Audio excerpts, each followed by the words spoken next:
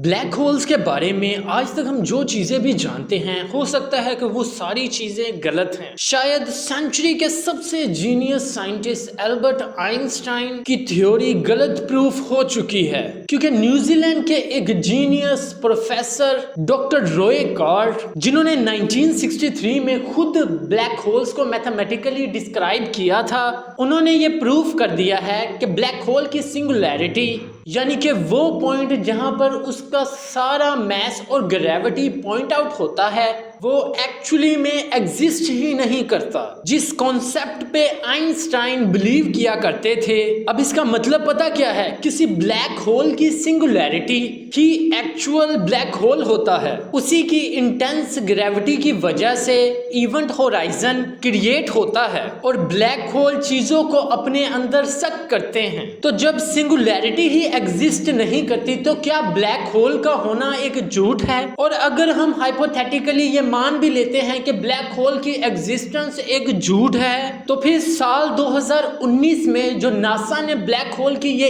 Image जो है ये पब्लिश की थी, तो फिर वो क्या थी? तो क्या ब्लैक होल बिना सिंगुलैरिटी यानी कि बिना ग्रेविटी के एग्जिस्ट कर सकता है, या सिंगुलैरिटी की जगह उनके अंदर कोई और चीज होती है जो कि उनकी इंटेंस ग्रेविटी को बना रही है? और अगर हाँ, तो ब्लैक होल्स के अंदर आखिर क्या छुपा हुआ है? तो दोस्तों, इस चीज को समझने के लिए हमें बिल्कुल इस टॉपिक की जड़ तक जाना होगा, जो कि है आइंस्टाइन की जनरल थ्योरी ऑफ रिलेटिविटी, जहां से black hole, singularity, worms hole, dark matter, ये सारे कॉन्सेप्ट ओरिजिनेट करते हैं। तो दोस्तों, जो लोग ये समझते हैं कि वो स्पेस फैब्रिक के रिलेशन को अच्छे तरीके से समझ चुके हैं, तो उनके लिए ये बहुत इंपॉर्टेंट है, क्योंकि अगर ये होता है तो 90% इस चीज को नहीं समझते होंगे। वेल दोस्तों, अभी तक जैसे स्पेस ग्रेविटी को हमें विजुअलाइज करवाया गया है, जैसे कि स्पेस फैब्रिक है, उसके ऊपर कोई भी वेट रखने से वो कर्व हो जाता है, ये विजुअलाइजेशन ही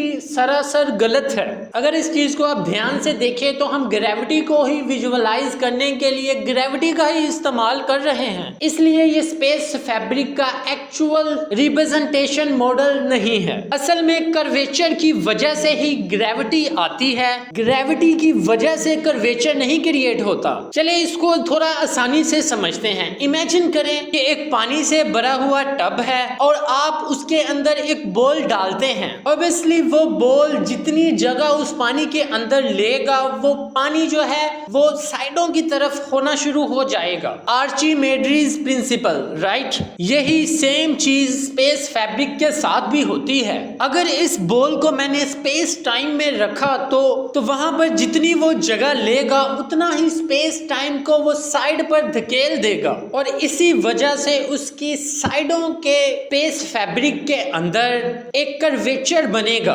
और साइंसदानों का कहना है कि इसी कर्वेचर की वजह से उस ऑब्जेक्ट की ग्रेविटी फाइंड आउट होती है, क्योंकि उस मैसिव ग्रेविटी क्रिएटर ऑब्जेक्ट के अराउंड दूसरे ऑब्जेक्ट उस कर्वेचर की वजह से उसकी तरफ मूव करना शुरू कर देते हैं। इसी वजह से इर्द गिर्द वाले जितने भी ऑब्जेक्ट होते हैं वो सेंटर की तरफ जाना शुरू हो जाते हैं। अब अट्रैक्ट आखिर कैसे होते हैं? Well, general theory of relativity के अकॉर्डिंग हर एक ऑब्जेक्ट, आप, मैं या एक बॉल, सभी ऑब्जेक्ट एक स्टेट ऑफ फ्री फॉल में होते हैं, यानी कि एक स्ट्रेट लाइन मोशन में। लेकिन जब एक मैसिव ऑब्जेक्ट स्पेस टाइम को कर्व कर देता है तो हम स्ट्रेट फ्री फॉल से कर्व फ्री फॉल की तरफ मूव कर जाते हैं। पाथ के कर्व होने की वजह से हमारे जो मोशन है वो चेंज हो जाती है और हमारा जो कर्वेचर होता है वो सेंटर ऑफ मैस की तरफ चला जाता है। उसी टाइम एक अट्रैक्शन जैसा फील क्रिएट होता है और इसे ही हम ग्रेविटी कहते हैं। अब इस कॉन्सेप्ट को हम एक और इजी वे में भी समझ सकते हैं, जो कि है जनरल रिलेटिविटी का रिवर मॉडल। मे बी ये जो तरीका है ये आपको समझने के लिए आसान लगे एज कंपेयर टू पहले वाला, या पहले वाला आपको आसान लगे। तो जनरल रिलेटिविटी ऑफ का रिवर मॉडल जो है वो हमें कहता कहता है कि हमारे स्पेस टाइम में जब एक कर्वेचर बनता है तो तब उस गड्ढे में चीजें इसलिए नहीं गिरती क्योंकि वो चीजें उस गड्ढे में लुढ़क जाती हैं। बेसिकली जब भी स्पेस फैब्रिक के अंदर एक कर्वेचर बनता है तो वो एक झरने की तरह मूव करना शुरू कर देते हैं, जो कि उसके ऊपर तैर रही चीजों को बहाकर कर्वेचर की तरफ भेजता है। अब आपको भी ये चीज अच्छे से पता होगी कि जब भी हम किसी वाटरफॉल के एज की तरफ भरते हैं वैसे वैसे ही पानी का जो बहाव है वो और ज्यादा तेज होना शुरू हो जाता है। और अगर ऐसे में आप एक बोट पर हो और आपने अपने आप को गिरने से बचाना है वाटरफॉल के अंदर, तो आपको ऑपोजिट डायरेक्शन में बोट को एक्सेलरेट करना पड़ेगा, जिससे कि उस झरने का जो बहाव है वो पीछे की तरफ जितना है आप उतनी ही ताकत से बोट को आगे की तरफ मूव कर रहे हैं। और अगर आप इस काम में कामयाब हो जाते हैं तो टेक्निकली आप मूव कर रहे हैं ऑपोजिट डायरेक्शन में, लेकिन आप एक जगह खड़े नजर आएंगे क्योंकि जितनी फोर्स पीछे को लग रही है आप उतनी ही फोर्स आगे को लगा रहे हैं, जिस वजह से आपकी जो मूवमेंट है वो जीरो है। अब ब्लैक होल के कंटेंट्स में ये वही पॉइंट होता है जहां पर बस एक छोटी सी गलती और खेल खत्म, क्योंकि आमतौर पर ब्लैक होल के कर्वेचर का जो एज होता है यानी कि उसका इवेंट होराइजन वापस स्पेस टाइम के बहाव की स्पीड लाइट स्पीड तक पहुंच जाती है, क्योंकि यूनिवर्स की कोई भी चीज उसकी ऑपोजिट डायरेक्शन में नहीं जा सकती। अब समझें कि ब्लैक होल में सारी चीजें क्यों गिरती हैं। चले अब समझते हैं कि ये सारी चीजें डिस्कस करना हमारे लिए क्यों जरूरी था। क्योंकि दोस्तों ब्लैक होल के इवेंट होराइजन यानी कि उसके जो एज तक यहाँ पर सब कुछ सेंस बनाता है, लेकिन आपको भी ये पता है कि ब्लैक होल को ब्लैक होल कहते ही इस वजह से हैं क्योंकि उसके अंदर से लाइट भी एक्सकेप करके नहीं जा सकती। अब ये सिर्फ तब ही पॉसिबल है जब हम एज्यूम करें कि इवेंट होराइजन के बाहर स्पेस टाइम का जो बहाव है वो स्पीड ऑफ लाइट से भी ज्यादा तेज हो जाता है। और सिर्फ स्पेस टाइम का नहीं बल्कि इंफॉर्मेशन ट्रांसफर का भी जो बहाव है वो तेज हो जाता है, क्योंकि जो लाइट या जो रे यानी कि कोई भी चीज इवेंट होराइजन के अंदर जाए वो लाइट स्पीड से वापस बाहर नहीं आ सकती। और यही तो सबसे बड़ा पैराडॉक्स है। क्या कोई भी चीज इस यूनिवर्स में स्पीड ऑफ लाइट से ज्यादा तेज ट्रेवल कर सकती है? और ऑब्वियसली नहीं। और ये जनरल थ्योरी ऑफ रिलेटिविटी का खुद का कहना है। तो ऑल इन ऑल जिस इंसेप्शन की बेस पर जीटीआर बनी हुई है ब्लैक होल के अंदर वही इंसेप्शन ब्रेक हो जाता है। और ऐसे में ब्लैक होल के कंटेंट्स के अंदर हमने जनरल थ्योरी ऑफ रिलेटिविटी को अप्लाई कर लिया तो हमें वियर्ड रिजल्ट्स मिलने लगते हैं। तो उसी पॉइंट को सभी साइंटिस्टों ने नाम दिया सिंगुलैरिटी। बट इन साइंटिस्टों के ग्रुप में एक फिजिशियन ऐसे थे कि सिंगुलैरिटी के कॉन्सेप्ट से बिल्कुल सेटिस्फाइड नहीं थे। उन्हें इस कॉन्सेप्ट के अंदर ही एक मेजर फ्लॉप नजर आ रहा था। उनके अकॉर्डिंग सिंगुलैरिटी का जो कॉन्सेप्ट है जिस इंसेप्शन की बेसिस पर बनाया गया कि सभी ब्लैक होल स्टेशनरी होते हैं, वो इंसेप्शन ही सरासर गलत है। क्योंकि कोई ब्लैक होल कैसे बनता है? जब एक मैसिव सा स्टार फटता है तब, राइट? तो दोस्तों फिजिक्स का एक बहुत ही कॉमन लॉ है, law of conservation of momentum, जिसके अकॉर्डिंग कोई भी रोटेटिंग बॉडी तब तक रोटेट करती रहेगी जब तक उस पर कोई एक्सटर्नल फोर्स अप्लाई नहीं होती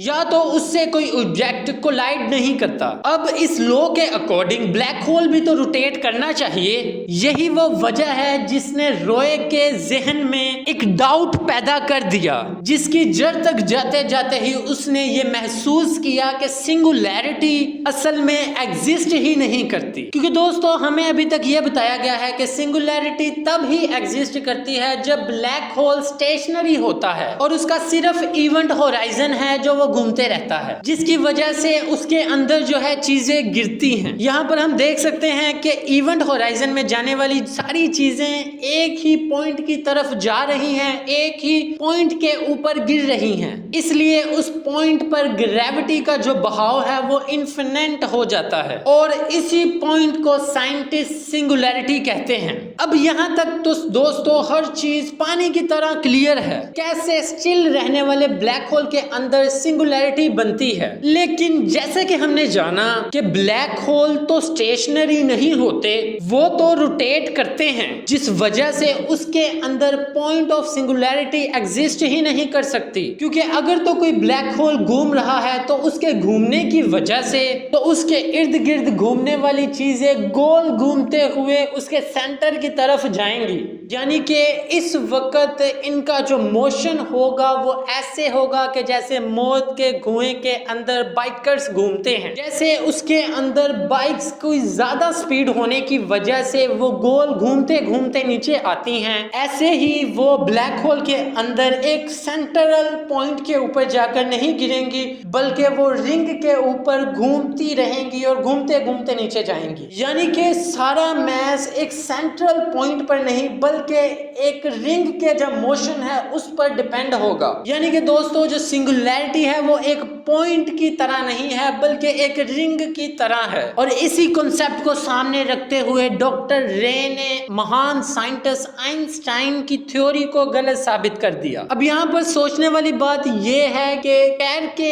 इस एक्सप्लेनेशन के बाद कि आइंस्टाइन की थ्योरी ऑफ रिलेटिविटी को इस्तेमाल करते हुए हमने जितनी भी डिस्कवरीज की हैं वो सारी गलत हैं। तो दोस्तों ऐसा नहीं है, क्योंकि हम सब जानते हैं हमारा जो जीपीएस सिस्टम है वो ग्रेविटेशनल पोटेंशियल की वजह से जनरल थ्योरी ऑफ रिलेटिविटी के टाइम डिमेंशनल पर डिपेंड करता है। हमारे जो जीपीएस सैटेलाइट्स हैं वो हमारी अर्थ से तकरीबन 20,000 किलोमीटर दूरी पर रोटेट करते रहते हैं हमारी अर्थ के इर्द गिर्द, और उनके इतनी दूर होने की वजह से उनके ऊपर जो हमारी अर्थ की ग्रेविटेशनल फील्ड है उनका असर कम पड़ता है। और इस वजह से उन जीपीएस सैटेलाइट्स के अंदर जो क्लॉक लगे हुए हैं वो हमेशा अर्थ पर मौजूद जो क्लॉक लगी हुई हैं उनके बिहाफ पर या उनको सामने रखते हुए तेज चलते हैं। और इसी के बिहाफ पर जितनी भी सैटेलाइट्स होती हैं उनकी क्लॉक की जो स्पीड है वो कम की जाती है रिलेटिविटी के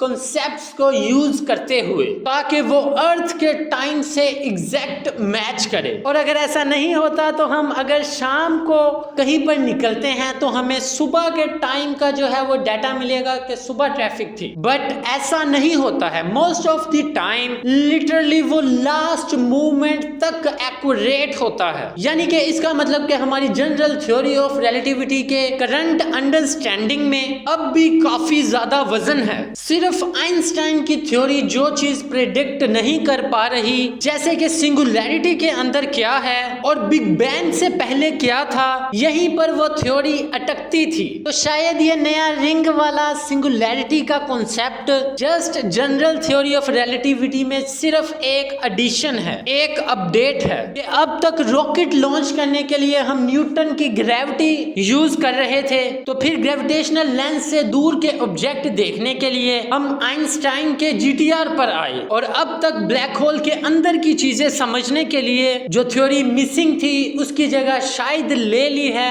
डॉक्टर रॉय के इस थ्योरी ने। अब ग्रेविटी को लेकर जो समझना रह गया है वो है क्वांटम ग्रेविटी और उसके ट्रू नेचर को। Well we don't know which is inside the singularity. After all उसके अंदर जो मौजूद पार्टिकल्स हैं वो क्वांटम इफेक्ट दिखाना शुरू करते हैं। इतने छोटे पार्टिकल्स होंगे एक सिंगुलैरिटी के अंदर। ऐसे में सिंगुलैरिटी को पूरी तरह समझने के लिए एक ऐसी थ्योरी का होना जरूरी है जो कि क्वांटम लेवल तक भी ग्रेविटी के कॉन्सेप्ट को समझ सके। लेकिन साइंस कम्युनिटी का ये सबसे one of the most difficult जो साइड है वो रहा है, जो कि है क्वांटम मैकेनिक्स और ग्रेविटी, इन दोनों फंडामेंटल थ्योरीज को जोड़ पाना। आखिर क्यों क्वांटम मैकेनिक्स ग्रेविटी को एक्सप्लेन क्यों नहीं कर पाता? इसका कोई एक नहीं बल्कि कई सारे रीजंस हैं, और अगर कोई रीजन आपके माइंड में भी है तो आप कमेंट सेक्शन में हमें बता सकते हैं। तो दोस्तों ये थी हमारी आज की वीडियो। तो कैसी लगी आपको हमारी ये वीडियो कमेंट करके जरूर बताएं, और अगर अभी तक आपने हमारा चैनल यूनिक टीवी सब्सक्राइब नहीं किया तो अभी कर लें। मिलते हैं आपको